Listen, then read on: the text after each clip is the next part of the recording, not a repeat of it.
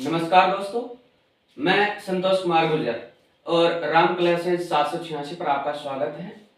देखिए, हमने जो कक्षा 12 की जो बुक है नंबर 2 बुक, उसका जो पहला अध्याय है वो हमने शुरू किया था, जिसका एक पार्ट हम पहले कर चुके हैं और अब मैं दूसरा पार्ट है उसी अध्याय का वो लेकर आया हूं। तो पहले जो पार्ट में हमने क्या क्या पढ़ा था? हमने पढ़ा था कि राष्ट्र निर्माण के समय कौन कौन सी समस्याएं हमारे सामने थी और उन समस्याओं के क्या क्या परिणाम निकलकर हमारे सामने आए, उन सभी के बारे में हमने पढ़ा था। आज हम इस अध्याय में क्या पढ़ेंगे? हम पढ़ेंगे राष्ट्र निर्माण के समक्ष, मतलब जब भारत आजाद हुआ था, आजाद भारत के समक्ष हमारे सामने कौन कौन सी चुनौतियां थी, उन तीनों चुनौतियों के बारे में हम आज पढ़ेंगे। और आपके इस अध्याय में जो राष्ट्र निर्माण है उसके समक्ष जो 3 चुनौतियां दी गई हैं वो केवल एक अध्याय में नहीं है बल्कि 3 अध्यायों में दी गई हैं। मतलब पहले ही अध्याय में हम कौन सी चुनौती पढ़ेंगे? हम पढ़ेंगे राष्ट्र निर्माण की एकता के सूत्र में बांधे रखने की जो चुनौती है, इसके बारे में हम पढ़ेंगे। मतलब एकता और अखंडता की जो चुनौती है इसके बारे में हम पढ़ेंगे। और इसी बुक का जो दूसरा अध्याय है वो पूरा का पूरा किस पर आधारित है? वो है लोकतंत्र को कायम करने की जो चुनौती है इस पर आधारित है। और जो तीसरा जो अध्याय है वो ऐसे विकास का है जिसमें समूचे समाज का भला हो, मतलब सभी को साथ लेकर चलने की जो नीति है, सबको समान रूप से विकास करने की नीति है, वो कौन से अध्याय में पढ़ेंगे? वो पढ़ेंगे हम तीसरे अध्याय में। लेकिन यहाँ पर थोड़ा थोड़ा इनके बारे में हम जानकारी हासिल करेंगे। तो पहली जो चुनौती है वो है राष्ट्र को एकता के सूत्र में बांधे रखने की चुनौती, मतलब देश में जो एकता और अखंडता है इसको बनाए रखने की चुनौती। ये बड़ी विकट समस्या थी हमारे सामने, क्योंकि पहली जो चुनौती थी, हमें राष्ट्र को पहले एकता में बांधने की जरूरत थी, क्योंकि भारत देश कोई छोटा देश नहीं था बल्कि एक बड़े क्षेत्रफल वाला देश है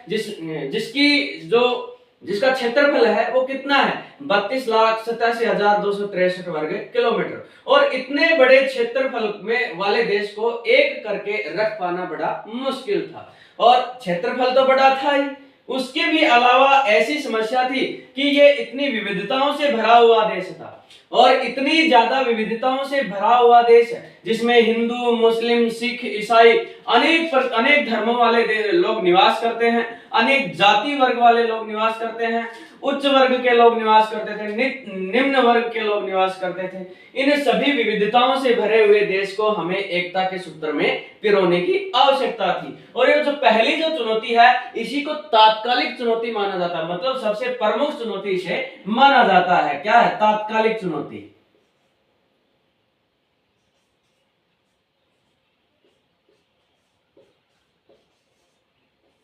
तात्कालिक चुनौती जो एक चुनौती एकता और अखंडता के सूत्र में बांधे रखने की जो चुनौती थी, ये क्या थी?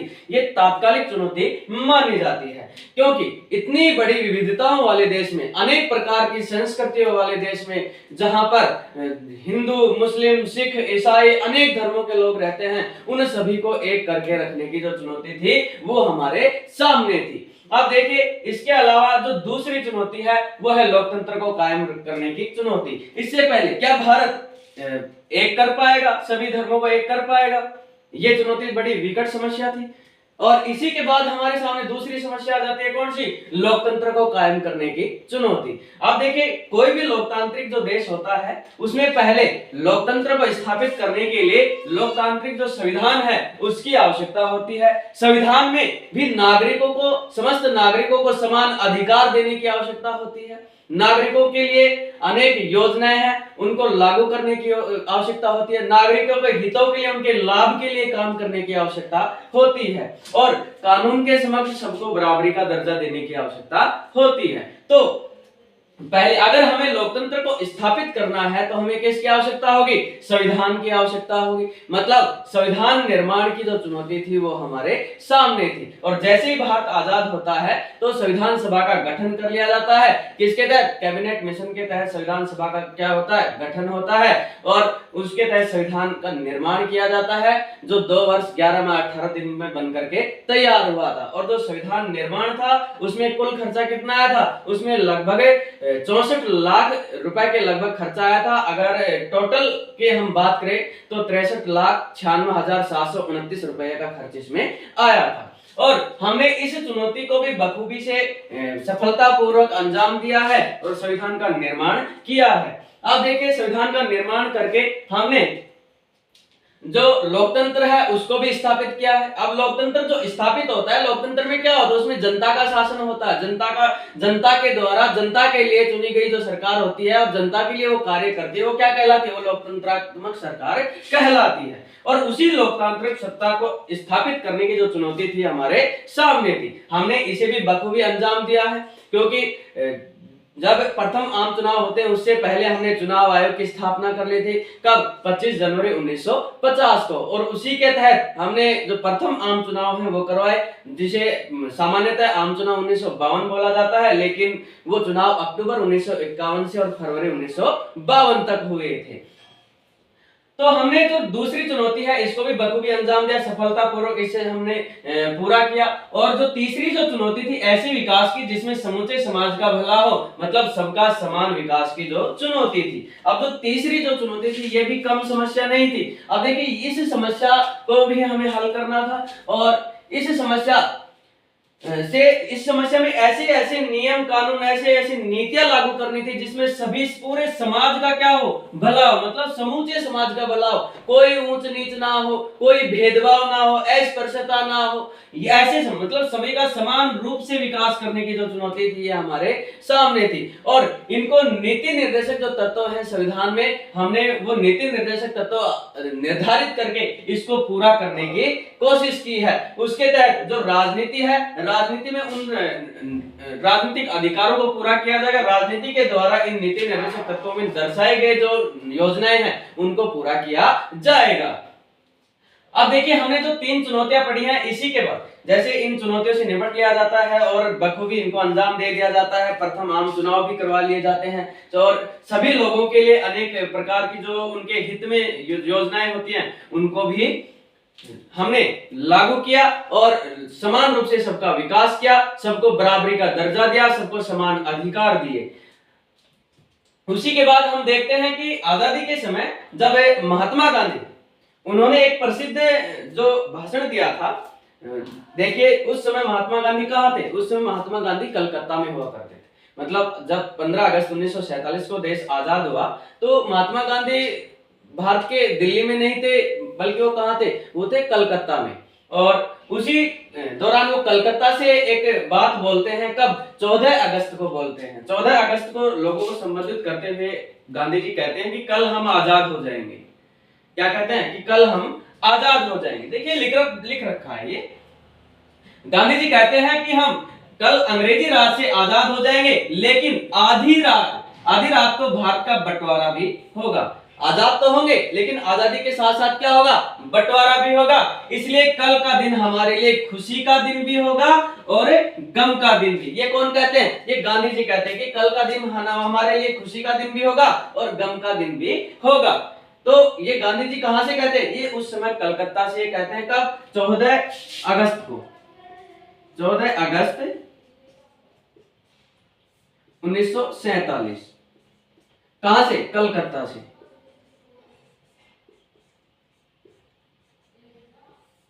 उस समय उस दौरान गांधी जी कहां थे, कलकत्ता में थे। और 14 अगस्त 1947 को कलकत्ता से ही ये संबोधन कहते हैं, ये भाषण देते हैं और लोगों को संबोधित करते हैं। अब देखिए उसके बाद हम क्या पढ़ेंगे, उसके बाद पढ़ेंगे हम महात्मा गांधी की जो शहादत है उसके बारे में पढ़ेंगे। उससे पहले देखिए एक नोट लगा रखा है, ये देख लीजिए, ये नोट है। प्रथम जो गणतंत्र दिवस है उस दौरान 26 जनवरी 1950 को, जैसे भारत आजाद हो जाता है, संविधान का निर्माण कर लिया जाता है, संविधान को लागू कर दिया जाता है। लागू करते हैं कब, 26 जनवरी 1950 को। और जब संविधान को लागू करते हैं उसी दिन 26 जनवरी 1950 के ही दिन कितनी डाक टिकटें, 4 डाक टिकटें जारी की जाती हैं। कितने, 4 डाक टिकटें जारी की जाती हैं। आपकी बुक में जो 3 डाक टिकटें जो दी गई हैं ये केवल इन 3 चुनौतियों को दर्शाई हैं। जो 3 चुनौतियां हैं, इन 3 चुनौतियों को इन डाक टिकटों के द्वारा दर्शाया गया है। लेकिन जो 3.5 रुपए की जो एक टिकट है वो इन 3 चुनौतियों से संबंधित नहीं थी, वो शिक्षा के बारे में जो गांधी जी ने कहा था उसके बारे में थी। तो केवल बुक में तीन डाक टिकटें हैं वो ही दर्शाई गई है, क्योंकि ये चैप्टर है ये राष्ट्र निर्माण की जो चुनौतियां हैं उससे संबंधित है, तो चुनौतियों वाली जो डाक टिकट है वो आपकी बुक में दर्शाई गई है। लेकिन सामान्यतः कितनी डाक टिकटें जारी की गई थी? 4 डाक टिकटें जारी की गई थी। और ये सारी की सारी जो डाक टिकटें थी ये किससे संबंधित थी? ये थी राष्ट्र निर्माण की चुनौतियों से। और जो राष्ट्र निर्माण की जो चुनौतियां हैं उससे संबंधित कितनी डाक टिकटें थी? उससे संबंधित 3 डाक टिकटें थी। कितनी? 3 डाक टिकटें थी। और इन डाक टिकटों में कितने कितने की? एक थी 2 आने की, एक 4 आने की और एक थी 12 आने की। मतलब 3 डाक टिकटें जारी की गई, एक 2 आने की और एक 4 आने की और एक पूरे 12 आने की डाक टिकटें जारी की गई थी। देखिए उसके बाद हम पढ़ें जो महात्मा गांधी है उसकी शहादत। उस दौरान महात्मा गांधी कहाँ थे? कलकत्ता में। और कलकत्ता में आजाद जब भारत हुआ था तो आजादी के समय हिंसा बहुत ज्यादा हुई थी, और इस हिंसात्मक गतिविधियों के कारण ही जो गांधी जी है वो आजादी के किसी भी जश्न में 15 अगस्त 1947 को भाग नहीं ले पाए थे। और कलकत्ता में जो हिंसा, सांप्रदायिक जो हिंसा हुई थी, जो दंगे हुए थे, उसके कारण गांधी जी को गहरी चोट लगी थी, उनके मन को गहरी चोट लगी थी। इसी कारण से गांधी जी ने लोगों से आह्वान किया कि आप हिंसा का जो रास्ता है वो छोड़ दें। गांधी जी ने किससे कहा? कलकत्ता में लोगों से आह्वान किया कि आप हिंसा का जो रास्ता है वो छोड़ दें, हिंसा ठीक नहीं है। लोगों ने उनकी बात मानी भी, उनका जादुई असर भी हुआ और हिंसा है वो कुछ हद तक कम भी हुई। गांधी जी लोगों को समझा पाने में सफल भी होते हैं। और जो कलकत्ता में लोग हैं वो आजादी का जो जश्न होता है, आजादी का जो पर्व है वो बड़े हर्षोल्लास से मनाते हैं। मतलब जो आजादी का जो दिन था वो बड़ी खुशी से मनाते हैं, सांप्रदायिक सद्भाव से मनाते हैं, हिंदू मुस्लिम सब एक होकर के वहां पर आजादी का जश्न मनाते हैं। लेकिन जो ये खुशी थी ये ज्यादा दिनों तक टिक नहीं पाई थी।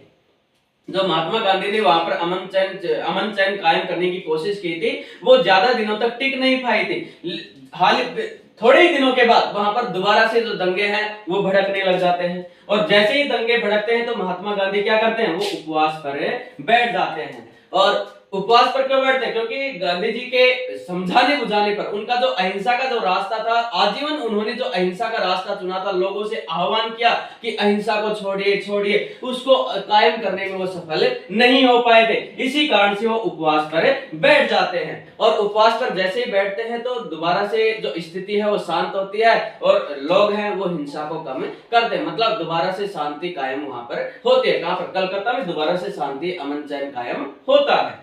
जैसे ही कलकत्ता में शांति अमन चैन कायम होता है, गांधी जी कहां? अगले ही महीने मतलब अगस्त में भारत आजाद हुआ और सितंबर में कहां पहुंचते हैं? दिल्ली पहुंच जाते हैं। मतलब सितंबर 1947 में महात्मा गांधी कहां पहुंचे? वो दिल्ली पहुंचे जाते हैं। और दिल्ली पहुंचते ही उन्होंने जो कांग्रेस के जो नेता थे, सरकार थी, अंतरिम सरकार जो बनी थी उस दौरान, उसके सामने एक अपनी मांग रखते हैं। और उस मांग के तहत उन्होंने कौन सी चिंता जाहिर की थी? उस मांग के तहत गांधी जी ने मुसलमानों के जो अधिकार हैं उनको लेकर चिंता जाहिर की थी, और भारत पाक के जो संबंध हैं उनको लेकर चिंता जाहिर की थी। मतलब भारत में मुसलमानों को उनके जो अधिकार है वो दिए जाए, मुसलमानों के साथ जो अत्याचार है वो ना किए जाए, मुसलमानों के साथ भी बराबरी का जो नागरिक अधिकार है, बराबरी का जो सम्मान है वो किया जाए, बराबर का जो अधिकार है उसको प्रदान किया जाए। इन्हीं को लेकर एक तो मुसलमानों को गरिमापूर्ण जीवन प्रदान करने के लिए और बराबरी का जो नागरिक अधिकार है वो दिलाने के लिए गांधी जी जो अंतरिम सरकार है उसके सामने अपनी मांग रखते हैं। और जो भारत और पाकिस्तान के जो संबंध थे उन संबंधों के प्रति भी गांधी जी अपनी चिंता है वो प्रकट करते हैं। देखिए मुसलमानों के अधिकारों और भारत पाक के संबंधों को लेकर गांधी जी चिंतित थे। उसके बाद जैसे ही गांधी जी हैं उनकी बात को नहीं माना जाता है शुरू में, लेकिन गांधी जी वहां पर अनशन उपवास पर बैठते हैं और इसे जो मुसलमानों के अधिकारों की जो मांग की थी, उनके गरिमापूर्ण जीवन की जो बात की थी, उससे जो हिंदू अतिवादी लोग थे, हिंदू कट्टरपंथी जो लोग थे वो गांधी जी से नाराज हो जाते हैं। वो कहते हैं कि उधर पाकिस्तान में तो हमारे हिंदू भाइयों को काटा मारा जा रहा है और आप भारत में मुसलमानों के लिए गरिमापूर्ण जीवन की बात कर रहे हैं। इससे हिंदू लोग थे उनसे नाराज हो जाते हैं। और जो भारत में पाकिस्तान के प्रति जो आजादी के बंटवारे के समय जो पाकिस्तान के लिए जो वित्तीय वचनबद्धताएं की गई थी, मतलब वित्तीय जो बंटवारा हुआ था उस वचनबद्धता से भारत सरकार कहीं ना कहीं मुकरने जा रही थी। तो इस बात को लेकर भी वो चिंतित थे कि आपने जो वित्तीय संपत्ति का बंटवारा किया है, जो पैसों का बंटवारा किया है, वो पाकिस्तान को प्रदान किया जाए। तो ये मांग भी गांधी जी हैं वो सरकार के सामने रखते हैं। अंततः गांधी जी की जो सभी मांगे हैं वो उपवास के कारण मान ली जाती है। जनवरी 1948 में गांधी जी क्या करते हैं, वो उपवास पर बैठते हैं और उनके उपवास पर बैठने के कारण क्या होता है, उनकी मांग को मान लिया जाता है और भारत में जो हिंसा थी, दिल्ली में जो हिंसा भड़की थी, वो हिंसा कुछ हद तक कम हो जाती है और हिंसा को कम कर पाने में गांधी जी सफल होते हैं। यहाँ पर भी क्या होता है, गांधी जी के उपवास का जादुई असर होता है। जो शुरू से 1915 से भारत में आकर के जो सत्याग्रह किए थे गांधी जी ने, उन्हीं की तरह जो दिल्ली में जो उपवास पर बैठे थे, जो उनका अंतिम उपवास साबित हुआ था, उससे भी जादुई असर होता है और जो सांप्रदायिक जो दंगे हैं, हिंसा है, वो कम होती है। लेकिन गांधी जी का जो ये उपवास था जनवरी 1948 का, ये अंतिम उपवास साबित होता है। जैसे ही गांधी जी की बात मान ली जाती है, गांधी जी जो बिड़ला भवन है दिल्ली में, वहां पर संध्या प्रार्थना के लिए जाते हैं और वहां पर संध्या प्रार्थना करके और हर बार की तरह लोगों से मिलते हैं और गले मिलते हैं, लोगों को प्रवचन देते हैं और सबसे आराम से मिलना जारी रखा। और उसी दौरान गांधी जी से क्या होता है, ये नहीं है कि हिंदू भी खुश थे, मुसलमान भी खुश थे। उन्होंने मुसलमानों की मांगों को लेकर चिंता जाहिर की, तो ये नहीं है कि गांधी जी से मुसलमान लोग भी खुश थे। हिंदू जो अतिवादी लोग थे, कट्टरपंथी लोग थे, वो भी गांधी जी से नाराज थे और जो मुस्लिम कट्टरपंथी जो लोग थे, मुस्लिम अतिवादी जो लोग थे, वो भी गांधी जी कहीं ना कहीं नाराज थे। और दोनों ही अतिवादी लोग थे, वो गांधी जी से क्या थे, नाराज होने के कारण गांधी जी को जो सशस्त्र सुरक्षा बल है वो प्रदान करने की बात कही कि आपकी जान को खतरा है। लेकिन गांधी जी मना कर देते कि नहीं, अगर मुझे मरना है, जिस दिन मेरा मरना तय है उस दिन मैं मरूंगा, मुझे मेरे मौत को कोई नहीं रोक सकता है। इसी कारण से गांधी जी क्या है, मना कर देते हैं कि मुझे सशस्त्र सुरक्षा बल की आवश्यकता नहीं है। और वो रोजाना की तरह, आम दिनों की तरह ही लोगों से, बिड़ला जो भवन है उसके सामने लोगों से मिलना जारी रखते हैं। और उसी भीड़ में 30 जनवरी 1948 को, उसी भीड़ में 30 जनवरी 1948 को कौन, एक हिंदू अतिवादी कौन, नाथूराम गोडसे भीड़ में पहुंचते हैं और गांधी जी पर जब वो लोगों से मिल रहे थे तो संध्या प्रार्थना के दौरान क्या कर देते हैं, 3 गोलियां चलाते हैं और 3 गोलियां चला करके गांधी जी की हत्या कर देते हैं। और उसी दौरान क्या होता है, एक महान आत्मा जो अहिंसा और न्याय के जो पुजारी रहे आजीवन, उसका देहांत हो जाता है। तो दोस्तों, आज हमने जो पढ़ा है इस अध्याय के दूसरे पार्ट में, हमने जो आजादी के समक्ष भारत के समय जो 3 चुनौतियां थी, उन 3 चुनौतियों के बारे में हमने पढ़ा है। महात्मा गांधी का जो कथन था कि आधी रात को हम आजाद हो जाएंगे, कल का दिन हमारे लिए खुशी का दिन भी होगा और दुख का दिन भी होगा, ये हमने पढ़ा है। प्रथम जो स्वतंत्रता दिवस है 26 जनवरी 1950 को, उस दौरान जो 4 डाक टिकटें जारी की गई थी और चुनौतियों से संबंधित जो 3 डाक टिकटें हैं, 2 आने, 4 आने और 12 आने की, उनके बारे में हमने पढ़ा है। अब देखिए, जो 4 आने की जो डाक टिकट थी और 2 आने की, 12 आने की जो डाक टिकट थी, उनमें क्या दर्शाया गया है, एक जो 2 आने की जो डाक टिकट है उसमें एक लड़का और एक लड़की है, वो आजादी के जश्न की जो तुराही है वो बजाते हुए दिखाई दे रहे हैं, हाथी घोड़ों के जो जुलूस में जाते हुए लोग हैं वो दिखाए गए हैं 2 आने की टिकट में। और उसका रंग कैसा, उसका रंग लाल दर्शाया गया है उस डाक टिकट का। फिर जो दूसरी 4 आने की जो डाक टिकट है वो कैसी दर्शाई गई है, वो दर्शाई गई है बैंगनी रंग में और उस पर एक बाली, गेहूं की जो बाली है उसका निशान दर्शाया गया है। एक उसी के तिरछा जो हल रखा हुआ है, बैल का जो हल था वो रखा हुआ है और 2 बालिकाएं हैं वो उस चित्र में दिखाई गई हैं। और जो तीसरी जो डाक टिकट है 12 आने की, उसमें गांधी जी का जो चरखा है उसको दर्शाया गया। मतलब चरखे के जो आजादी के समय जिन 3 चुनौतियों का हमने जिक्र किया है, एकता अखंडता की चुनौती, लोकतंत्र को कायम करने की चुनौती और ऐसे समूचे विकास की जो समान विकास हो सभी का, ये समान विकास वाली जो बात है, ये इन डाक टिकटों में तीनों चुनौतियों को तीनों डाक टिकटों में दर्शाया गया है। और हमने जो महात्मा गांधी है, महात्मा गांधी की जो शहादत पढ़ी है, महात्मा गांधी की जो डेथ होती है वो 23 जनवरी 1948 को होती है। कहां पर, दिल्ली के बिड़ला भवन के सामने। और कब, 30 जनवरी 1948। किसने मारा था, नाथूराम गोडसे ने। ये एक हिंदू अतिवादी थे, इन्होंने गांधी जी को मौत के घाट उतारा। तो चलिए दोस्तों, आज हमने इसकी जो 3 चुनौतियां हैं वो पढ़ लिया। इस अध्याय में हमने जो अभी तक पढ़ा, देखिए जो प्रथम जो आजादी के समय समस्याएं थी, 4 समस्याएं, उनके परिणाम, वो किससे संबंधित है? वो सारे के सारे एकता और अखंडता से संबंधित है। और इस पूरे चैप्टर में एकता और अखंडता की जो चुनौती है उसी के बारे में दिया गया है। आगे भी हम पढ़ेंगे, जैसे देशी रियासतें हैं उनका एकीकरण कैसे किया गया, राज्यों का पुनर्गठन है वो कैसे किया, उन सभी के बारे में हम आगे अगले जो पार्ट है इसका उसमें पढ़ेंगे। और जैसे ही अगला पार्ट आता है तो आज इसको हम यहीं विराम देते हैं। जय हिंद, जय भारत। और अगले जो पार्ट में हम पढ़ेंगे क्या, रजवाड़ों का विलय और जो राज्य पुनर्गठन आयोग है उसकी स्थापना, किन किन राज्यों का दोबारा से पुनर्गठन किया गया, उन सभी के बारे में हम अगले पार्ट में पढ़ेंगे। तो तब तक के लिए जय हिंद, जय भारत।